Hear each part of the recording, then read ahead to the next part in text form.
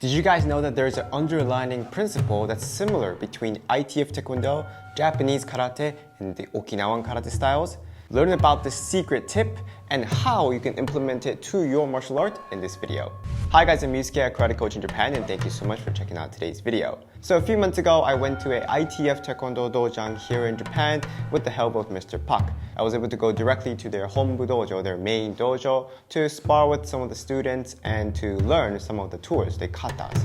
For myself, the memorable moments of this whole practice session was the time after the practice time when I got to communicate with Mr. Pak and just discuss about what's very interesting about martial arts. So to briefly sum up what Mr. Pak was saying about kicks for Taekwondo, ITF Taekwondo, I'm not sure about WTF. If there are any differences, let me know in the comment section below. But what he was saying was instead of bringing the weight first to this leg and then kicking, they keep the weight around the back.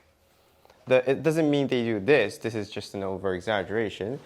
So while in the stance, they feel the weight at the back and push this off of the floor and bring this set to the kicking side.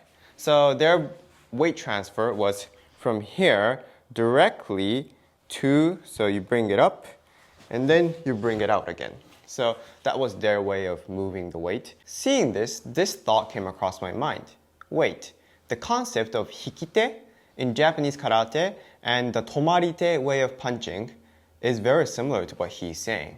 To put it very simply, the common denominator here is how to use a weight from a specific body part and transfer that to another body part. Let's take an example of hikite in Japanese karate. Maybe you guys haven't thought so deeply about this, but why do you pull back your hand, right? Why do we have this thing called hikite in Japanese karate? There are a lot of reasons. I'm pretty sure you guys have your original idea, and I'd love to hear that as well. But today we're going to be focusing on the component of the weight transfer. So first, you let one hand out, right? That means a part of your weight from the circle has been detached. Think about it that way. Got detached from the body, okay? So you have your whole body, and the part of the weight is divided into this section now. You bring this back, and when you bring this back, when you bring it a little bit back, let's say you bring back 100 grams, okay? And then you let out the 100 grams, like this. So you bring the weight back, travels through the back, and gets delivered through this arm. So the weight here is going around like this. If you are having a trouble understanding, wait, this has weight, then try this exercise out. So first, stand up still, legs together, close your eyes, and lift up your right arm like this. Nobody is falling, right? That's because your body is adjusting itself to stay in the middle, and that's unconscious. It's not something you can control if you don't think about it. Therefore, I'd like you to break that limitation. So what you're going to do is feel this weight, okay? And as your hand goes up, let the body follow this weight and fall. Important point, this is different from your body moving, okay? Your body is being led by this weight. This weight is leading your body into it. You can do it this way, forward, backwards. It's a little bit hard because it's hard to do this with the arm, but you can still give it a try. So do that first, guys. Feel the weight. And step 2 is from here, legs apart. You now understand that this is a heavy chunk of meat. It has weight. You're going to lead, you're going to detach a part of it forward and the other within the body range still. What you're going to imagine now is a rubber band. What you're going to imagine now is a whole, I guess, a rope around the back side of the body, like this, okay? Not the front side, through the back. And as you pull this side back, as the weight travels a little bit this way, part of that weight, so maybe some masters say your arm is filled with water.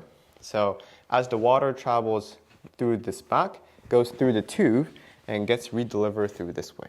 Maybe that's a better description for you. Here, and then you lead this out.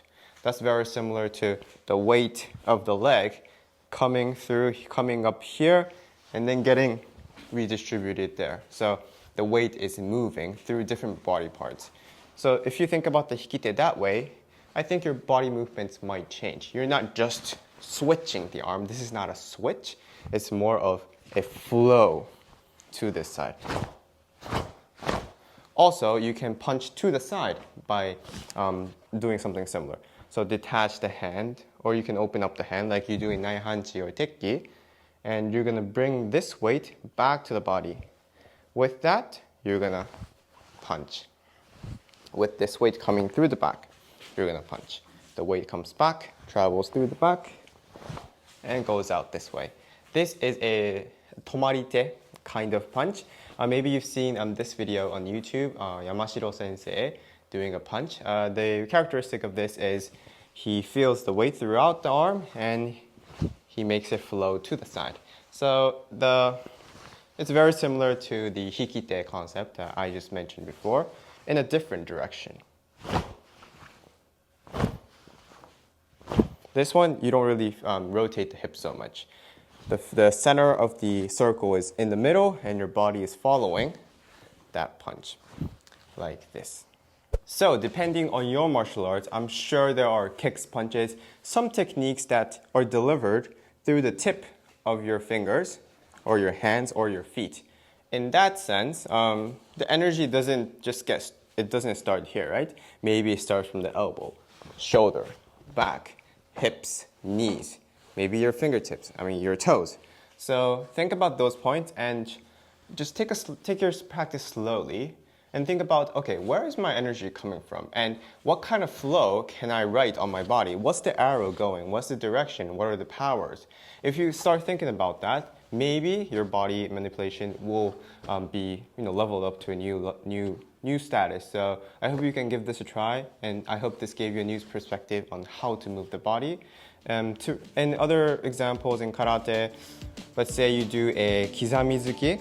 This is also about kicking or getting the weight from here to this weight through the back to the fingertips. And I believe this is very similar to Jeet-Kune-Do punches.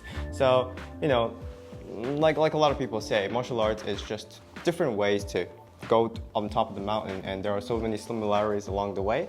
So I'm sure there are tons of examples. So let me know in the comment section below. And if you enjoyed this video, then please let me know too. And yeah, check out these other techniques, tutorials.